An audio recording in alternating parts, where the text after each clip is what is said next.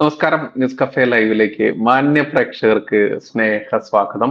നോക്കൂ, കഴിഞ്ഞ ദിവസമൊക്കെ സോഷ്യൽ മീഡിയ നോക്കുന്ന ആളുകൾക്ക് അറിയാൻ പറ്റും, വൈറലായിക്കൊണ്ടിരിക്കുന്ന ഒരു ചെറിയൊരു പിക്ചർ ഉണ്ട്. ആ പിക്ചറിൽ മറ്റൊന്നുമല്ലേ ഉള്ളത്, ഒന്നാം ക്ലാസ്സിൽ ഈ വർഷം പ്രവേശനം നേടിയ കുട്ടികൾ എന്ന രീതിയിലുള്ള ഒരു ചെറിയൊരു പോസ്റ്റർ, ഒരു പിക്ചർ പോസ്റ്റ് ആണ്. അതിൽ എല്ലാ ജില്ലകളും കൊടുത്തിട്ടുണ്ട്. ആ ജില്ലകൾക്ക് നേരെ, ഓരോ ജില്ലയ്ക്കും നേരെ കൃത്യമായിട്ടും ഓരോ ജില്ലയിലും ഒന്നാം ക്ലാസ്സിൽ പ്രവേശനം നേടിയിട്ടുള്ള കുട്ടികളുടെ എണ്ണമാണ് കൊടുത്തിട്ടുള്ളത്. അത് ഞാനിവിടെ ചെറുതായിട്ടൊന്ന് വായിക്കാം, ജസ്റ്റ് അതൊന്ന് കേൾക്കാം. പലരും കണ്ടിട്ടുണ്ടായിരിക്കാം. ഇനി ഇതിന് പിറകിലെ ഏറ്റവും അപകടകരമായിട്ടുള്ള ഒരു വസ്തുതയാണ് നമ്മൾ പരിശോധിക്കുന്നത്. കാരണം നമ്മൾ ഇതൊക്കെ 2-3 വർഷങ്ങൾക്ക് മുൻപേ തന്നെ നമ്മൾക്ക് ഇതൊക്കെ അറിയാമായിരുന്നു. കൃത്യമായിട്ട് ഞാനൊരു മലപ്പുറം സ്വദേശി ആയതുകൊണ്ട് തന്നെ എന്താണ് സംഭവിക്കുന്നത് എന്ന് കൃത്യമായിട്ടും ഈ ഗ്രൗണ്ട് റിപ്പോർട്ട് അറിയുന്ന ആളിൽപ്പെട്ട ഒരാൾ തന്നെയാണ് നമ്മൾ. പക്ഷേ നമ്മളൊക്കെ ഇത് പറയുമ്പോൾ നമ്മൾ വർഗീയവാദികളും യാഥാർത്ഥ്യത്തിൽ നടക്കുന്ന കാര്യങ്ങൾ അതെന്താണ്, അത് മതേതരത്വമാണല്ലോ. എന്തായാലും ഈ റിപ്പോർട്ട് ഇങ്ങനെയാണ് വരുന്നത്. തിരുവനന്തപുരത്ത് 22,433 22,433. ഇനി കൊല്ലം ജില്ലയിൽ വരുന്നു 17,024 പേർ, അതായത് 17,024 ആളുകൾ, പുതിയ കുട്ടികളാണ് ഒന്നാം ക്ലാസ്സിലേക്ക് യോഗ്യത നേടി പ്രവേശനം നേടിയത്. ഇനി പത്തനംതിട്ട വരുന്നു 6,554. ഏറ്റവും കുറവ് കുട്ടികൾ വരുന്നത് പത്തനംതിട്ടയാണ്. ഇനി ആലപ്പുഴ വരുന്നു 13,005 കുട്ടികൾ, 13,005. ഇനി കോട്ടയം വരുന്നു 11,687, 11,687 വരുന്നു. ഇടുക്കിയിൽ വരുന്നു 8,063. എറണാകുളം വരുന്നു 19,821.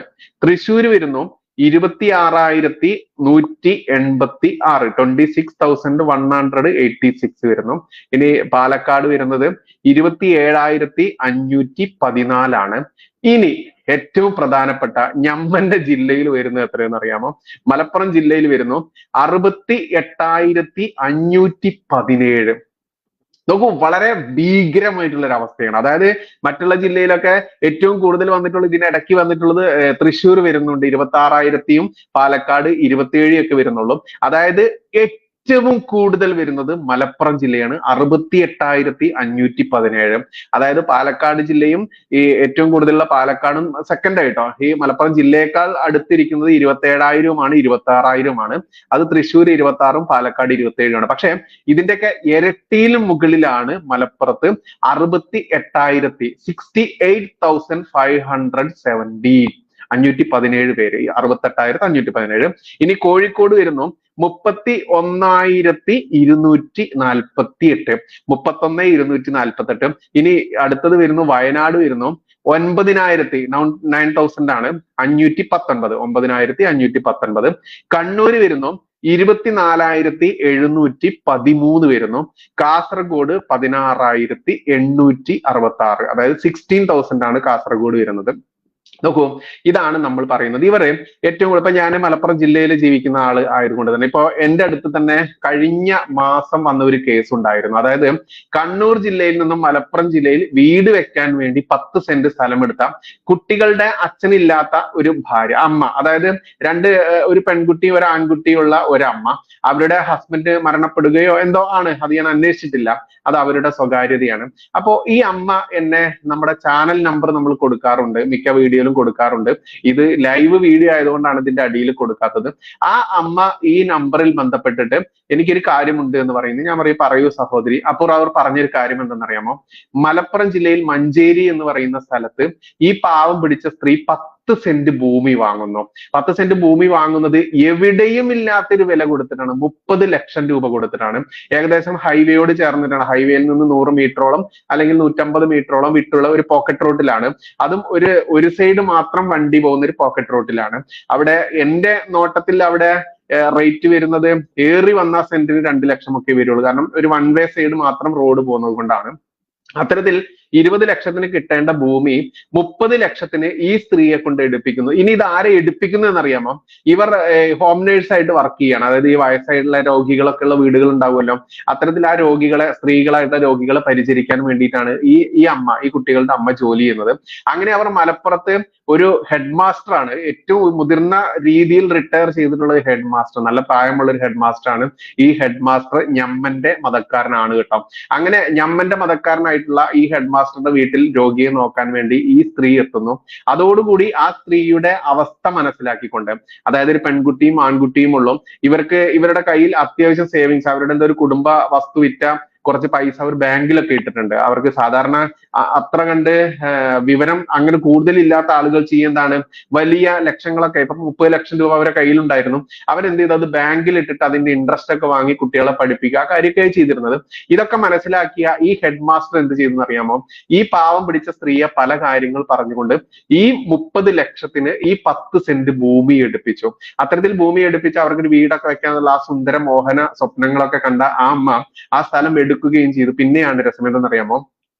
ഈ സ്ത്രീയുടെ വളപ്പിലേക്ക് ഈ സ്ത്രീയെ പ്രവേശിപ്പിക്കില്ല. ഇതിന് ചുറ്റുമുള്ള ജിഹാദികൾ, പച്ചയ്ക്ക് പറയേണ്ടത്, ഞാൻ പോയി കണ്ട ആ സ്ഥലം ഞാൻ പോയി കണ്ടിരുന്നു. കാരണം പിന്നീട് നമ്മൾക്ക് അവർക്ക് ആ സ്ഥലം വിൽക്കാൻ വേണ്ടിയിട്ട് നമ്മൾ ഏർപ്പാടാക്കി കൊടുക്കുക ചെയ്തത്. കാരണം നമ്മൾ അവിടെ ഒരു വീഡിയോ ചെയ്ത് ആ സ്ത്രീയെ നമ്മുടെ ചാനലിലൂടെ പ്രദർശിപ്പിച്ച് നമ്മൾക്ക് വേണമെന്നുണ്ടെങ്കിൽ അത് വാണിജ്യപരമായിട്ടൊരു വലിയ വീഡിയോ, കോളിളക്കം സൃഷ്ടിക്കുന്ന ഒരു വീഡിയോ ഒക്കെ ആക്കി എടുക്കാമായിരുന്നു. പക്ഷെ നമ്മൾക്ക് അതല്ല, നമ്മുടെ ഒരു സഹോദരി, ഒരു ഹിന്ദു മതത്തിൽപ്പെട്ട ഒരു നമ്മുടെ സഹോദരി, ആ സഹോദരിക്ക് ഒരു പ്രശ്നം ഉണ്ടാക്കിക്കൊണ്ട് അവിടെ അവർക്ക് ആ ഭൂമി വിൽക്കാനോ അതിലേക്ക് പ്രവേശിക്കാതിരിക്കാനോ ഈ ജിഹാദികൾ കൂടുതൽ പ്രശ്നമുണ്ടാക്കുന്ന രീതിയിലേക്ക് പോണ്ട എന്ന് വെച്ചത് കൊണ്ട് തന്നെ അത് വിൽക്കാൻ വേണ്ടിയിട്ട് നമ്മുടേതായിപ്പെട്ട ബ്രോക്കർമാരുണ്ട്, അവരെ ഏൽപ്പിച്ചിട്ട് കൃത്യമായിട്ട് ഞാൻ എന്റേതായിട്ടുള്ള ഡ്യൂട്ടി ചെയ്തു. ഇന്നിപ്പോ ആ സ്ഥലം വിറ്റിട്ടുണ്ട് എന്ന് തന്നെയാണ് എന്റെ അറിവ്. കാരണം പിന്നീട് അവർ എന്നെ ബന്ധപ്പെട്ടിട്ടില്ല. എന്തായാലും അത് വിറ്റിട്ടുണ്ടായിരിക്കും എന്ന് ഞാൻ ശുഭ പ്രതീക്ഷയാണ്. ഇത്തരത്തിലാണ് മലപ്പുറം. ആ സ്ത്രീയോട് ഈ ജിഹാദികൾ പറഞ്ഞ കാര്യം എന്തെന്നറിയാമോ? നിങ്ങൾക്ക് ഇവിടെ വീടൊന്നും വെക്കാൻ പറ്റില്ല, ഞങ്ങളുടെ ഈ കൂട്ടത്തിൽ, അതായത് നിറയെ ചുറ്റും മുസ്ലിങ്ങളാണ്, ഈ മുസ്ലിങ്ങളുടെ കൂട്ടത്തിൽ നിങ്ങൾക്ക് ഇവിടെ എങ്ങനെ ഒരു ഹിന്ദു ആയിട്ട് വീട് വെക്കാൻ പറ്റില്ല. പിന്നെ ഇവർ കൊടുത്ത ഓശാരം എന്തെന്നറിയാമോ? നിങ്ങൾ മതം മാറിക്കോ, നിങ്ങളും കുടുംബവും കുട്ടികളും മതം മാറിക്കോ, നിനക്ക് വേണമെന്നുണ്ടെങ്കിൽ പെണ്ണും കെട്ടിച്ചേരാം, നിനക്ക് ഗംഭീര വീടുണ്ടാക്കാൻ ഞങ്ങളുടെ മഹലിൽ നിന്ന് സൗകര്യം ഏർപ്പെടുത്തി തരാം. ഇതൊക്കെ പറഞ്ഞിട്ട് ആ സ്ത്രീയെ മാനസികമായി പോലും തകർത്തു. അങ്ങനെയാണ് അവസാനം നമ്മുടെ ചാനൽ നമ്പറിലൂടെ ഇവർ ബന്ധപ്പെടുന്നത്. അപ്പൊ ഞാൻ അവരോട് ആദ്യം ചോദിച്ച കാര്യം എന്തെന്നറിയാമോ? നിങ്ങൾ പോലീസിൽ ബന്ധപ്പെട്ടില്ലേ? പോലീസിൽ ബന്ധപ്പെട്ടപ്പോ അവര് പോലീസുകാർ പറഞ്ഞ രസകരമായിട്ടുള്ള മറുപടി എന്തെന്നറിയാമോ? നിങ്ങൾക്ക് ശാന്തമായി ജീവിക്കാൻ വേണ്ടിയിട്ടല്ലേ നിങ്ങൾ ഇങ്ങോട്ട് വന്നത്, അപ്പൊ അവരെ പിണക്കിക്കൊണ്ട് നിങ്ങൾക്ക് ഇവിടെ ജീവിക്കാനാവില്ല എന്ന വിവരമാണ് ആ സ്ത്രീയോട് പോലീസ് സ്റ്റേഷനിൽ പറഞ്ഞത് എന്ന് കേട്ടപ്പോൾ എത്രത്തോളമാണ് ഇവിടുത്തെ ജിഹാദികൾ, അവരുടെ ശക്തി, അവരുടെ ഭീകരത എന്ന് ഒന്ന് ചിന്തിച്ചു നോക്കും. അത്തരത്തിൽ ആ അമ്മ പോലീസ് സ്റ്റേഷനിൽ പരാതിയൊന്നും കൊടുക്കാതെ ആ അമ്മ ശാന്തമായി നിൽക്കുകയായിരുന്നു. അങ്ങനെയാണ് നമ്മുടെ അടുത്ത് ഈ വിവരം വരുന്നത്. എന്തായാലും അത് വിൽക്കാൻ വേണ്ടിയുള്ള ഏർപ്പാട് നമ്മൾ ചെയ്തു കൊടുത്തു. അപ്പോൾ മലപ്പുറത്തിന്റെ പേര് കേൾക്കുമ്പോഴേക്കും ഇവിടെ കുരുപൊട്ടി ഒലിക്കുന്ന മമ്മദ്മാരും അലിമാരും ഒക്കെ ഉണ്ട്, ജബ്ബാറുമാരും ബഷീറുമാരും ഒക്കെ ഉണ്ട്. ഈ ജബ്ബാറുമാരും ബഷീറുമാരൊക്കെ ഒന്ന് മനസ്സിലാക്കുക, നിങ്ങൾ എന്തൊക്കെ ഒളിപ്പിക്കാൻ നോക്കിക്കഴിഞ്ഞാലും ഇവിടത്തെ യാഥാർത്ഥ്യം എന്താണ് എന്നുള്ളത് കൃത്യമായിട്ടും ആൾക്കാർക്ക് അറിയാൻ പറ്റും. അതുകൊണ്ട് തന്നെയാണ് ഇങ്ങനത്തെ ഒരു ഫേസ്ബുക്ക് പോസ്റ്റ് 2-3 ദിവസമായിട്ട് വൈറലായിട്ട് ഓടിക്കൊണ്ടിരിക്കുന്നത്. ഈ ഫേസ്ബുക്ക് പോസ്റ്റ് യാഥാർത്ഥ്യമാണോ എന്ന് ചോദിച്ച് എൻ്റെ അടുത്ത് പലരും ഇത് അയച്ചു തരികയുണ്ടായി. അത്തരത്തിലാണ് ഞാൻ ഇതിന്റെ യാഥാർത്ഥ്യം ഒന്ന് പരിശോധിച്ചത്. ഇത് യാഥാർത്ഥ്യമാണ്. ഈ പോസ്റ്റ് എന്ന് വന്നതെന്നറിയാമോ? 2022 ജൂലൈ 8 മാതൃഭൂമിയുടെ ഓൺലൈൻ ന്യൂസിൽ വന്ന ഒരു വിവരമാണ്. 1ാം ക്ലാസ്സിലെ കുട്ടികളുടെ ആ അന്നത്തെ, അതായത് 2022 ജൂലൈ 8 വന്നിട്ടുള്ള ഈ വാർത്തയിൽ അടിസ്ഥാനത്തിൽ വന്നിരിക്കുന്നതാണ് ഈ കുട്ടികളുടെ എണ്ണം കൃത്യമായിട്ട്. ആ എണ്ണം നമ്മൾ മനസ്സിലാക്കേണ്ട ഒന്ന് തന്നെയാണ്. കാരണം 2012 ശേഷം ഇവിടെ സെൻസസ് നടന്നിട്ടില്ല എന്നുള്ളത് അല്പം അന്നം കഴിക്കുന്ന ആളുകൾക്കൊക്കെ മനസ്സിലാക്കാനാവും.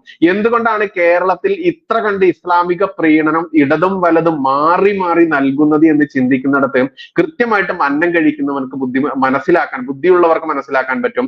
ജിഹാദികളുടെ അമേധ്യം ഭക്ഷിച്ച് അവന്റെയൊക്കെ കാൽ കഴുകി കാല് പിടിച്ച് ജീവിക്കുന്ന അടിമക്കണ്ണുകൾക്ക് അത് മനസ്സിലാവില്ല. യാഥാർത്ഥ്യം ഇത് തന്നെയാണ്.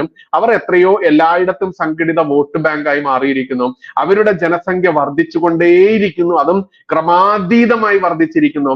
അതായത് 31,000 ഇതിന്റെ സെക്കൻഡ് സ്റ്റാൻഡ് ആയിട്ടുള്ള കോഴിക്കോട് കോഴിക്കോട് ജില്ലയിലുള്ളതെങ്കിൽ അതിന്റെയും ഇരട്ടിയുള്ള 68,000-ന് മുകളിൽ 69,000-ഓളമാണ് മലപ്പുറം ജില്ലയിൽ. 2022 ജൂലൈ കണക്ക് പ്രകാരം മാത്രമാണ്.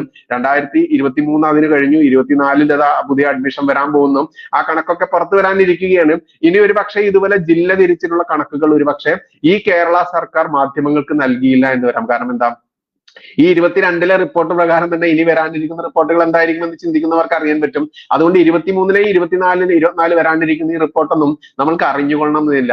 ഇതുകൊണ്ട് തന്നെയാണ് നമ്മൾ പറയുന്നത് ഇവിടെ ഏറ്റവും കൂടുതൽ ഭൂരിപക്ഷം ആയിക്കൊണ്ടിരിക്കുന്നവർ ആരാണ് എന്നുള്ളതും അവരുടെ വോട്ടിംഗ് ബാങ്ക്, അവരുടെ ആ വോട്ട് ബാങ്ക് ഉണ്ടല്ലോ, അത് ശക്തമാണ് എന്നുള്ളതും ഇവിടുത്തെ രാഷ്ട്രീയക്കാർക്ക് അറിയാം. അത് ഇടത് വലത് പ്രീണന രാഷ്ട്രീയക്കാർക്ക് അറിയാം. അതുകൊണ്ട് തന്നെയാണ് ഇവിടുത്തെ ഹൈന്ദവ സമൂഹത്തെയും സമുദായത്തെയും അതല്ലെങ്കിൽ ക്രൈസ്തവ സമൂഹത്തെയും സമുദായത്തെയും ചവിട്ടി അരച്ചുകൊണ്ടായാലും വേണ്ടില്ല, ഞങ്ങൾ ഏത് രീതിയിലും ഈ പറയുന്ന പ്രത്യേക വിഭാഗത്തിന്റെ കൂടെ നിൽക്കുമെന്ന് പ്രത്യക്ഷ സ്വരത്തിൽ തന്നെ ഇടതും വലതും മാറി മാറി നമ്മുടെ ചെവിട്ടാനിക്കുറ്റിക്ക് അടിക്കുക. അതായത് നമ്മുടെയൊക്കെ മോന്തയ്ക്ക് അടിക്കുക. മലപ്പുറം ഭാഷയിൽ ചെവിട്ടാനിക്കുറ്റി, അതായത് ഈ ചെവിടടക്കം എന്നുള്ളതിന് മലപ്പുറം ഭാഷയിൽ പറയുന്നതാണ് ചെവിട്ടാനിക്കുറ്റി.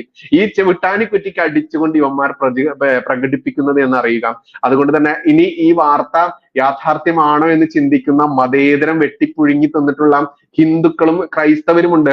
അവർക്ക് കാണാൻ വേണ്ടി ഈ വാർത്തയുടെ ലിങ്ക് ഈ മാതൃഭൂമിയിൽ 2022 ജൂലൈ 8-ന് വന്നിട്ടുള്ള ഈ വാർത്താ ലിങ്ക് ഞാൻ ഇതിന്റെ ആദ്യ കമന്റ് ആയിട്ട് ഈ വീഡിയോയുടെ കമന്റ് ആയിട്ട് പിൻ ചെയ്ത് വെക്കുന്നുണ്ട്. ഇത് ലൈവ് വീഡിയോ ആണ്, അതുകൊണ്ടാണ് വീഡിയോ കഴിഞ്ഞിട്ട് എന്ന് പറയാൻ കാരണം. അത് നോക്കി വായിക്കുക. ഇത് തന്നെയാണ് നമ്മൾ കേട്ടിട്ടുണ്ട്, കട്ടിംഗ് സൗത്ത് എന്നൊക്കെ പറഞ്ഞ് നമ്മൾ കേട്ടില്ല. എന്താ കട്ടിംഗ് സൗത്ത്? നോക്കൂ, മലപ്പുറം ജില്ല, ഈ കോഴിക്കോട്, കണ്ണൂർ ഇതിന്റെ ഭാഗങ്ങളൊക്കെ ഉൾപ്പെടുത്തിക്കൊണ്ട് തമിഴ്നാടിന്റെ മംഗലാപുരം അടക്കമുള്ള അതല്ലെങ്കിൽ കർണാടകയുടെ ചില ഭാഗങ്ങളും ഒക്കെ ഉൾപ്പെടുത്തിക്കൊണ്ട് തമിഴ്നാടിന്റെയും കർണാടകയുടെയും കേരളത്തിന്റെയും ഒരു പ്രത്യേക ഭാഗം ഉൾപ്പെടുത്തിക്കൊണ്ട് അതിനെ പ്രത്യേക ഒരു സോണാക്കി തിരിക്കുക. പിന്നീടോ അതിനെ പ്രത്യേക ഒരു സംസ്ഥാനമായി തിരിക്കുക. പിന്നെ അതിനെ ഒരു രാജ്യമായി ഞമ്മന്റെ ആളുകൾ കൊണ്ടുപോയിക്കോളാം. ഈ കാശ്മീരിലും ഇതൊക്കെ തന്നെയാണ് സംഭവിച്ചിരുന്നത്. നോക്കൂ, 70കളിൽ സംഭവിച്ച ഏറ്റവും ദുഷ്ടതയോട് കൂടിയിട്ടുള്ള കാര്യങ്ങളും 90കളിൽ സംഭവിച്ച കാര്യങ്ങളുമൊക്കെ ഈ കാശ്മീർ ഫയൽസിൽ കൃത്യമായിട്ടും പറയുന്നുണ്ട്. എങ്ങനെയാണ് കാശ്മീരിൽ ഈ കാശ്മീർ പണ്ഡിറ്റുകൾ, ഹിന്ദു വിഭാഗത്തിൽപ്പെട്ട എന്ന് തന്നെ പറയാവുന്ന ഈ പണ്ഡിറ്റുകൾ എങ്ങനെയാണ് അവിടുന്ന് തുരത്തി ഓടിക്കപ്പെട്ടതെന്നും എങ്ങനെയാണ് അവിടെ ഇസ്ലാമിക കൊടും ഭീകരന്മാർ ഭൂരിപക്ഷമായതെന്നും ആ ഭൂരിപക്ഷമായതിനു ശേഷം അവർ എന്താണ് ചെയ്തതെന്നും ഞാൻ നേരത്തെ ഉദ്ധരിച്ച ഈ മഞ്ചേരിയിലെ ആ ഒരു അമ്മ, കണ്ണൂരിൽ നിന്ന് വന്നിട്ടുള്ള ആ അമ്മ 10 സെന്റ് ഭൂമി എടുത്ത അവർക്ക് അനുഭവപ്പെട്ട ആ ദുരനുഭവം ഉണ്ടല്ലോ, അത് മാത്രം മതി. ഇത് തന്നെയാണ് കേരളത്തിൽ അങ്ങോളം ഇങ്ങോളമുള്ള ജില്ലകളിൽ സംഭവിക്കുന്നത്.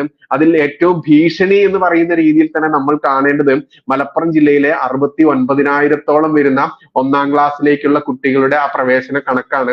1-ാം ക്ലാസ്സിലേക്കുള്ള കണക്ക് പ്രവേശനം എന്താണ്? 1-ാം ക്ലാസ്സിൽ പ്രവേശിക്കുമ്പോഴാണ് ഈ കുട്ടികളുടെ യഥാർത്ഥ കണക്ക് കിട്ടുക. ആ കണക്ക് പ്രകാരമാണ് ജനസംഖ്യാ വർധനവും. ആ ജനസംഖ്യ ഇപ്പൊ 68,517-ൽ ബഹുഭൂരിപക്ഷവും മുസ്ലിങ്ങളായിരിക്കും എന്നുള്ളതാണ് യാഥാർത്ഥ്യം. ഇവിടെ മതം തിരിച്ച് പറയുന്ന നമ്മളെ മതവർഗീയവാദി എന്നൊക്കെ വിളിക്കുന്ന ജിഹാദി നാമധാരികളോട് പറയാനുള്ളത്, അതല്ലെങ്കിൽ മതേതരത്വം പുഴുങ്ങി തിന്നുകൊണ്ട് ഞങ്ങൾ മതേതരന്മാരാണെന്നും പറഞ്ഞു നടന്ന് അവസാനം കാശ്മീർ പണ്ഡിറ്റുകളുടെ പോലെ ഉടുമുണ്ട് പോലും കിട്ടാതെ ഓടാനായി ഓടുന്ന അവസ്ഥയിലേക്ക് എത്തിക്കൊണ്ടിരിക്കുന്ന ഈ ജന്തുക്കളോടും ഈ ക്രൈസ്തവരായിട്ടുള്ള ഈ പറയുന്ന ക്രിസ്ത്യാനികളോടും പറയാനുള്ളത്, നീയൊക്കെ എത്രയൊക്കെ നമ്മളൊക്കെ ഇങ്ങനെ പറഞ്ഞു തന്നാലും നമ്മളെ തെറി വിളിക്കാനും അതല്ലെങ്കിൽ കണ്ണടച്ച് നമ്മളെ പച്ചയ്ക്ക് തെറി വിളിക്കാൻ നടക്കുന്ന നീ നിന്റെ തലച്ചോർ എന്നെങ്കിലും ഈ ജിഹാദിയുടെ ആ അമേദ്യം, നിന്റെ തലച്ചോറിന്റെ ഭാഗത്ത് നിന്ന് അമേദ്യം മാറ്റി, ഈ ജിഹാദി അമേദ്യം മാറ്റി അവിടെ ഇത്തിരി തലച്ചോറെങ്കിലും ഉണ്ടെങ്കിൽ ചിന്തിക്കുക. ആ ചിന്തിക്കുമ്പോൾ നിനക്ക് കിട്ടും എന്തുകൊണ്ടാണ് ഇടത് വലത് രാഷ്ട്രീയ കക്ഷികൾ, രാഷ്ട്രീയ പാർട്ടികൾ എന്ന് വേണ്ട എല്ലാ രാഷ്ട്രീയ പാർട്ടികളും ഇസ്ലാമിക പ്രീണനം എത്ര കണ്ട് വളർന്ന ഉയർന്ന രീതിയിൽ പ്രകടിപ്പിക്കുന്നത് അതിന്റെ ഒരു ഉത്തരം മാത്രം നീ തേടിയാൽ മതി. അതുകൊണ്ട് തന്നെ പലരും എൻ്റെ അടുത്ത് ചോദിച്ചു, ഈ കണക്ക് ശരിയാണോ ബൈജു ചേട്ടാ, അതല്ലെങ്കിൽ ശരിയാണോ ബൈജുജി എന്നൊക്കെ ചോദിച്ചും, സാർ ഇത് ശരിയാണോ എന്നൊക്കെ ചോദിച്ച് ഒരുപാട് മെസ്സേജുകൾ അയച്ചു. അവർക്ക് എല്ലാവർക്കും ഓരോരുത്തർക്കും മറുപടി കൊടുക്കാൻ പറ്റില്ല. അതുകൊണ്ടാണ് വ്യക്തിപരമായിട്ട് മറുപടി കൊടുക്കാതെ ഇതൊരു വീഡിയോ തന്നെ ചെയ്തത്. ഈ കണക്ക് ശരിയാണ്. 2022 ജൂലൈ 8-ന് മാതൃഭൂമി പ്രസിദ്ധീകരിച്ച വാർത്തയിലൂടെ വന്ന കണക്കാണിത്. അതിന്റെ അപ്പുറം നമ്മൾക്ക് കൂടുതലൊന്നും പറയേണ്ട ആവശ്യമില്ലല്ലോ. 2023-ലും ഇനി വരാനിരിക്കുന്ന 24-ന്റെയും കണക്ക് നമുക്ക് കിട്ടിയിട്ടില്ല, ഇനി കിട്ടാനും പോണില്ല എന്ന് തന്നെയാണ് വസ്തുത. കാരണം 2012-ന് ശേഷം ഇവിടെ സകലമാന ന്യൂനപക്ഷ ആ ഒരു ആനുകൂല്യങ്ങൾ ഇവിടുത്തെ ബഹുഭൂരിപക്ഷം വരുന്ന ഹൈന്ദവരും ഈ ഹൈന്ദവൻ കൊടുക്കുന്ന നികുതി കാശിൽ നിന്ന് ഒരു വിഭാഗത്തിനെ മാത്രം പുഷ്ടിപ്പെടുത്താൻ വേണ്ടി ന്യൂനപക്ഷം എന്ന് പറഞ്ഞ് സകലമാന ആനുകൂല്യം കൊടുക്കുക. എന്നിട്ടോ അവസാനം 2047-ൽ ഞമ്മന്റെ നാടാക്കി മാറ്റും, ഞമ്മന്റെ രാജ്യമാക്കി ഭാരതത്തെ മാറ്റുമെന്നും പറഞ്ഞ് ഇവിടെ ഹിന്ദുവിനോടും ക്രൈസ്തവനോടും അവിലും മലനും കുന്തിരിക്കവും കരുതി വെച്ചോ, നിന്നെയൊക്കെ കൊല്ലാൻ ഞങ്ങൾ വരുന്നുണ്ടടാൻ നിന്റെയൊക്കെ കാലന്മാർ എന്ന് കുട്ടി ജിഹാദികളെ കൊണ്ടുപോലും മുദ്രാവാക്യം വിളിപ്പിച്ച് അത്തരത്തിൽ ഇവിടെ ഇസ്ലാമിക രാജ്യമാക്കി മാറ്റാൻ വേണ്ടി ഇറങ്ങി പുറപ്പെട്ട പോപ്പുലർ ഫ്രണ്ട് ഭീകരന്മാരൊക്കെ ഇന്ന് തിഹാർ ജയിലിൽ കടന്നുകൊണ്ട് മോങ്ങി തീർക്കുകയാണ് ബാക്കിയുള്ള ജീവിതം എന്നറിയാം. ഇവിടെ കേന്ദ്ര സർക്കാർ എന്തുകൊണ്ടാണ് BJP ഭാരതം ഭരിക്കേണ്ടത് എന്നുള്ളതിന്റെ ഏറ്റവും അവസാനത്തെ ഒരു ഭീകര അന്തരീക്ഷം തന്നെയാണ് ഈ വർധനവും അതല്ലെങ്കിൽ ഇവിടുത്തെ സംഘടിത വോട്ടായിട്ടുള്ള ഈ ഇസ്ലാമിക സമൂഹത്തിന്റെ ചിന്തകളും എന്ന് പറയേണ്ടതുണ്ട്. അതുകൊണ്ട് തന്നെ ഈ കണക്ക് യാഥാർത്ഥ്യമാണ്.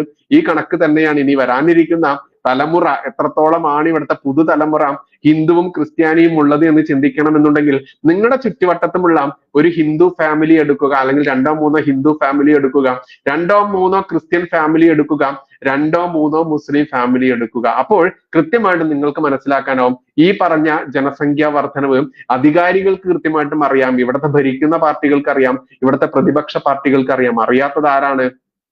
അറിയാത്തത് മതേതരത്വം പുഴുങ്ങി തിന്നുകൊണ്ട് ഇന്നും ഞമ്മന്റെ സഹോദരന്മാരാണെന്നും പറഞ്ഞ് നടക്കുന്ന മണ്ടൻ ഹിന്ദുവിനും മണ്ടൻ ക്രിസ്ത്യാനിക്കുമാണ് അറിയാത്തത്.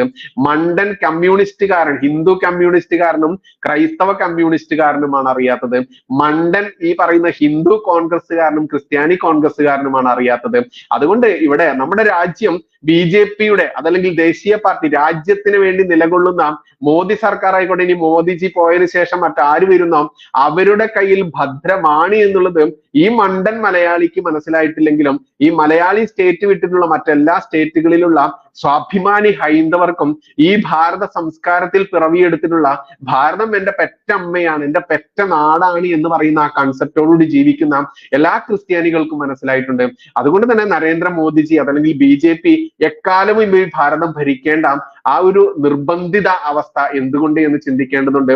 ജനസംഖ്യാ നിയന്ത്രണ ബില്ല് അടുത്ത പ്രാവശ്യം തന്നെ നരേന്ദ്രമോദി സർക്കാർ ഈ ജൂൺ 4-ന് ബാലറ്റ് പെട്ടി തുറക്കുമ്പോൾ അതല്ലെങ്കിൽ വോട്ടിംഗ് മെഷീൻ തുറന്ന് പരിശോധിച്ച് അതിൽ വോട്ടെണ്ണുമ്പോൾ നരേന്ദ്രമോദിജി തന്നെ അടുത്ത പ്രധാനമന്ത്രിയാവുമെന്ന് പ്രാർത്ഥനയോടെ കാത്തിരിക്കേണ്ട ആവശ്യകത ഈ കണക്കിൽ തന്നെ ഉണ്ട് എന്നുള്ളതാണ് യാഥാർത്ഥ്യം. അതുകൊണ്ട് നരേന്ദ്രമോദിജിക്കെതിരെ നിലകൊള്ളുന്ന ഓരോ ഹിന്ദുവും ഓരോ ക്രിസ്ത്യാനിയും അവർ കമ്മ്യൂണിസ്റ്റുകാരനാണോ കോൺഗ്രസ്സുകാരനാണോ മറ്റു പാർട്ടിക്കാരനാണോ എന്ന് നമ്മൾ ചിന്തിക്കുന്നില്ല. ഒരേ ഒരു ചിന്ത മാത്രമേ നമ്മൾക്ക് പാടുള്ളൂ. എന്താണ്? നമ്മുടെ പെറ്റ നാട്ടിൽ നമ്മൾക്ക് കൂടും കുടുക്കയും എടുത്ത് ഓടേണ്ട എന്നുണ്ടെങ്കിൽ കിട്ടിയ ഉടുമുണ്ടും എടുത്തുകൊണ്ട് അല്ലെങ്കിൽ ഉടുമുണ്ട് പോലും ഇല്ലാതെ കശ്മീർ പണ്ഡിറ്റുകൾ ഓടിയ പോലെ ഓടേണ്ട എന്നുണ്ടെങ്കിൽ സ്വന്തം ഭാര്യമാരെയും അതല്ലെങ്കിൽ പെങ്ങന്മാരെയും മക്കളെയും വരെ ജിഹാദികൾ ബലാത്സംഗം ചെയ്ത് അവരുടെ മുൻപിലിട്ട് അവരെ ജിഹാദികളാക്കാൻ വേണ്ടി, മതം മാറ്റാൻ വേണ്ടി, തുമ്പ് മുറിച്ച് മതം മാറ്റാൻ വേണ്ടി ഏതൊക്കെ രീതിയിൽ കാശ്മീർ ഫയൽസ് എന്ന് പറയുന്ന ആ സിനിമ തന്നെ ഉദാഹരണമായിട്ട് എടുത്ത് നിങ്ങൾ പരിശോധിക്കുകയാണെങ്കിൽ ആ അവസ്ഥയിലേക്ക് നമ്മൾക്ക് വരേണ്ട എന്നുണ്ടെങ്കിൽ ചിന്തിച്ച് തന്നെ ജീവിക്കുക. ചിന്താശേഷി ഈ ജിഹാദികൾക്കും മതേതരത്വം വിളമ്പാൻ വരുന്ന ഇടത് വലത് കക്ഷികൾക്കും അടിയറ് വെക്കാതെ നീ ചിന്തിച്ചുകൊണ്ട് മുന്നേറിയാൽ നിന്റെ വരാനിരിക്കുന്ന തലമുറയുണ്ടല്ലോ ആ തലമുറ കൃത്യമായിട്ട് രക്ഷപ്പെടും. അല്ല എന്നുണ്ടെങ്കിൽ ഒരു തുള്ളി വെള്ളം പോലും കിട്ടാതെ ഉടുമുണ്ട് പോലും ഇല്ലാതെ മാനാഭിമാനങ്ങൾ ജിഹാദികൾക്ക് മുൻപിൽ പണയം വെച്ച് നിന്റെ കൺമുൻപിൽ തന്നെ നിന്റെ മക്കളെയും നിന്റെ സഹോദരിമാരെയും നിന്റെ അമ്മമാരെയും നിന്റെ ഭാര്യയെയും ഒക്കെ ബലാത്സംഗം ചെയ്ത കാശ്മീർ പണ്ഡിറ്റുകളുടെ ആ അവസ്ഥയുണ്ടല്ലോ, അത് കൺമുന്നിൽ കണ്ട കാശ്മീർ പണ്ഡിറ്റുകളുടെ അവസ്ഥയുണ്ടല്ലോ, അത് നിനക്കും വൈകാതെ വരും, അത് വിദൂരമല്ല എന്ന താക്കീത് ഈ കണക്കിലുണ്ട്. 2022 ജൂലൈ 8-ന് മാതൃഭൂമി പ്രസിദ്ധീകരിച്ച ആ വർഷത്തെ 1-ാം ക്ലാസ്സിലേക്കുള്ള കുട്ടികളുടെ പ്രവേശനത്തിലെ എണ്ണം കൊടുത്ത ആ കണക്കിലുണ്ട് എന്നുള്ളത് അടിവരവിട്ടത് കൊണ്ട് തന്നെ പറയുകയാണ്. നന്ദി, നമസ്കാരം, ജയ് ഹിന്ദ്, ജയ് ശ്രീറാം.